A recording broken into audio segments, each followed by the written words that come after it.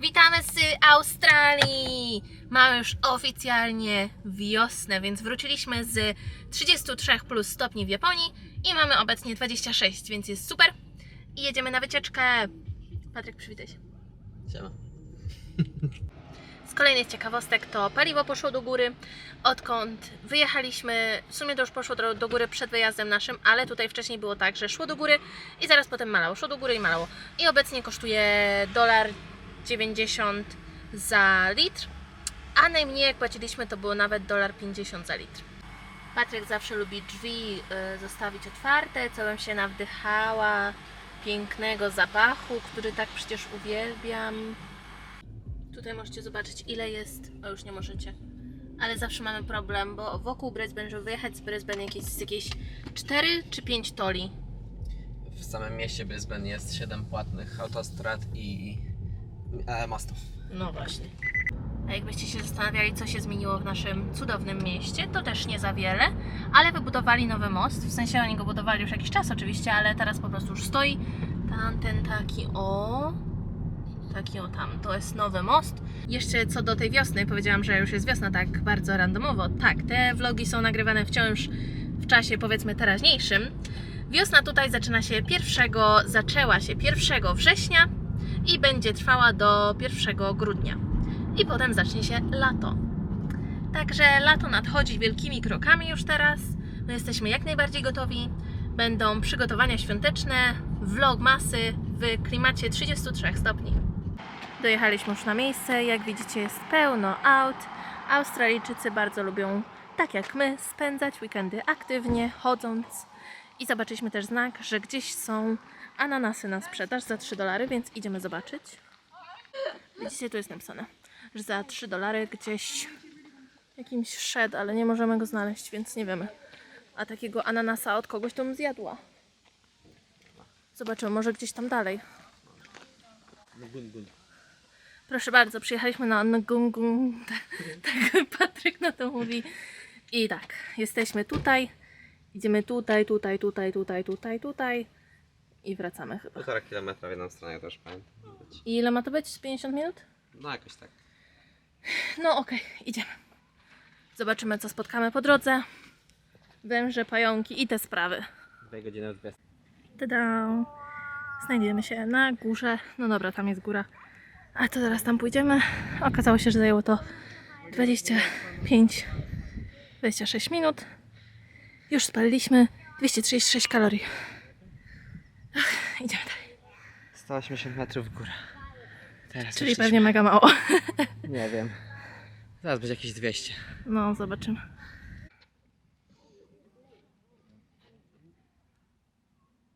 Ale wiecie, czego nie rozumiem? Po drodze szliśmy i było na przykład drzewo i na drzewie były całe wyryte jakby imiona kogoś, tak? Imiona Imiona jakieś ludzi. tam rzeczy. Teraz tutaj siedzimy i też ktoś mazakiem popisał normalnie kamień tutaj. Albo tam też są wyryte rzeczy. Jakby po co? Po co niszczyć takie rzeczy? Tutaj. Ktoś się podpisał, ktoś sobie wyrył, tam też. I właśnie były znaki, żeby nie niszczyć, bo po co? I jeszcze też, już jako to jest nasz pierwszy filmik po powrocie z Japonii, chcielibyśmy trochę podsumować tę wycieczkę do Japonii i ogólnie nawiązać do tytułu tego filmiku, który pewnie widzieliście już, który tak będziemy opowiadać o naszych wpadkach podróżniczych. I pierwsza jest w Japonii. Planowaliśmy ten wyjazd trochę, chociaż trochę nie planowaliśmy, szczerze mówiąc, tego wyjazdu. Nie, po prostu nasz plan był taki, że kupiliśmy, najpierw mieliśmy po prostu pomysł, że na naszą pierwszą rocznicę ślubu chcielibyśmy zrobić coś wyjątkowego, więc pomyśleliśmy o Japonii, bo jest to jednak coś bardzo wyjątkowego. I wtedy kupiliśmy loty. I nie myśleliśmy tak naprawdę, chcieliśmy jechać na pewno do Osaki, bo chcieliśmy jechać do Universal Studios, tam gdzie ten Super Mario był z poprzednich filmików i chcieliśmy na pewno do Tokio, no bo pojechać do Japonii, nie pojechać do Tokio, trochę przypał, nie? Dla mnie za pierwszym razem. No. Ale nie pomyśleliśmy o tym, jak się przejdziemy z Osaki do Tokio. No ale największym bedem było to właśnie, kiedy się zorientowaliśmy, że trzeba będzie pojechać z Osaki do Tokio, ale potem z Tokio jeszcze wrócić do Osaki, żebyśmy mogli złapać samolot. A potem okazało się, jak drogie były w ogóle bilety na pociągi i na sam transport. Można było na przykład jeszcze samolotem Przez pewien czas samoloty były tanie, kosztowały tam jakieś $99 za osobę w dwie strony, ale potem szło już to też tylko w górę i też my mieszkaliśmy i w Osace, i w Tokio, około 1,5 godziny od lotniska. Dokładnie, bo są dwa lotniska, i w Osace, i w Tokio, jak dobrze mówię, i mieliśmy bardzo daleko do tych lotnisk, w końcu wyszło.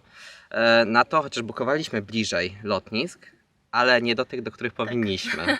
Więc ogólnie loty były tańsze niż pociąg z Tokio do Osaki i w drugą stronę.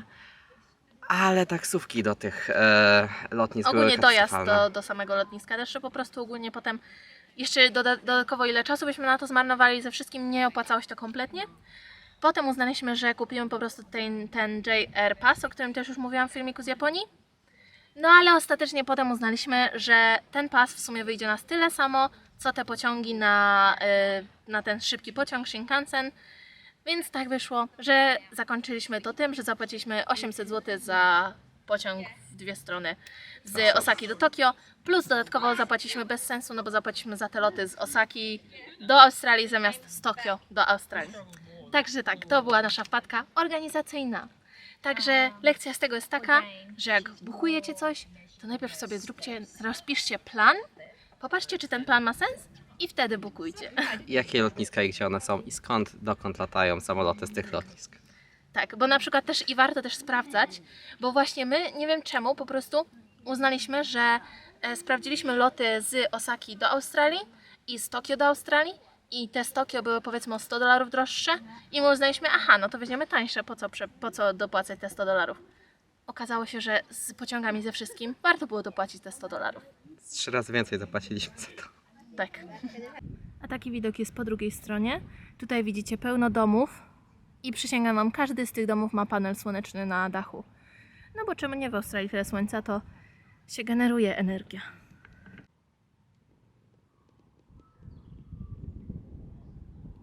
Złaź stamtąd. Łącząc Japonię z naszą wcześniejszą wycieczką do Islandii, jedna wpadka, którą mieliśmy, to nie sprawdzaliśmy, jaka jest pogoda i czy ona jest odpowiednia na to, co chcemy zobaczyć, to, co chcemy zrobić i jak chcemy, żeby wyglądała w ogóle ta nasza wycieczka. W Japonii było strasznie gorąco, strasznie duszno, strasznie wilgotno i ciężko nam się chodzić, a my lubimy jednak sobie trochę chodzić, zwiedzać jak najwięcej, ile tak naprawdę wejdzie, że tak powiem. A ta pogoda bardzo nam przeszkadzała. Ale wracając do Islandii i polecieliśmy w lutym, gdzie tam jest bardzo sroga zima. I oczywiście wpadliśmy w taki okres, kiedy były straszne problemy właśnie pogodowe, były burze śnieżne i tak dalej. I ostrzeżenia. I ostrzeżenia w ogóle pogodowe. A my geniusze zdecydowaliśmy właśnie, że sobie wyjedziemy o 5 rano. O 5 rano sobie wyjechaliśmy chyba z Reykjavika, jak dobrze pamiętam, do jakiejś innej miejscowości, tam kilka godzin, z 4 godziny, 5 godzin dalej. Na północ, gdzie było ciemno, tam drogi nie są w ogóle oświetlone i wjechaliśmy w burzę śnieżną. No tak, dużym minusem było to, że jechaliśmy nocą właśnie. I problem był taki, że nie można było świateł włączyć długich ani nic, bo w momencie, kiedy się włączało te światła, była po prostu biała ściana śniegu przed nami, więc trzeba było jechać po ciemku z taką burzą śnieżną, gdzie nic nie było widać. Droga cała biała, w ogóle nie odśnieżona, no bo jak tak pada śnieg, to trochę ciężko je odśnieżyć. No. Dużo dróg ogólnie było zamkniętych. Sprawdzaliśmy, czy nasza droga jest otwarta, przecież mieliśmy tą mapę, patrzyliśmy, czy to, Tak. gdzie chcemy jechać, jest otwarte i droga normalnie była otwarta, faktycznie. Zjechałem z drogi samochodem do takiego rowu. Mam nadzieję, że ubezpieczalnia tego nie ogląda, bo nie mówiliśmy. Na szczęście jechała za nami policja, która nas wyciągnęła. No tak, nie wyciągnęła, przyszedł pan, zatrzymał się za nami i przyszedł, zapuka do okna. Ja otwieram, on się śmieje tak do nas i co tam? I dosłownie wyciągał nas w przeciągu 5 minut. Tak, ogólnie oczywiście nikomu się nic nie stało, jakby to było, to nawet nie było, że my jakoś straciliśmy jakąś kontrolę nad autem, czy coś, tylko po prostu dosłownie zjechaliśmy do rowu, bo nie było widać, gdzie jest kontynuacja drogi i Patryk po prostu pojechał jakby prosto, a okazało się, że prosto już nie jest drogą. Ile kosztowała nas ostatecznie ta... Jakoś 400 zł z tego co 400 pamiętam. zł to zjechanie. Jakoś 80 funtów tak nas kosztuje. Nauka z tego taka, że zawsze trzeba sprawdzać, jakie są warunki pogodowe wtedy, kiedy planujemy sobie wyjechać, czy nam to w ogóle odpowiada. Tutaj widzimy pożary, nie wiemy, czy to są te kontrolowane, wypalanie, czy to są prawdziwy pożar, ale zapach daje nieźle. A dlaczego myślimy, że to mogą być kontrolowane wypalanie pożarów? Kontrolowane wypalanie lasów? Dlatego, że w tym roku jest bardzo duże prawdopodobieństwo dużych pożarów znowu. Niestety taka jest matka natura i takie wypalanie pomaga zapobiec temu, żeby one się tam pojawiały. No i tak jak widzicie dalej tutaj w tle to trwa. My szczyt zdobyliśmy i teraz schodzimy na dół. Teraz przyjechaliśmy z prowiantem na plażę, ale okazało się, że tak jest zimno i tak wieje, że nie będziemy w stanie tutaj tego zjeść chyba nawet. Ogólnie nie wiem co tu się zadziało z tą plażą, coś poszło nie tak, jakaś brązowa się zrobiła.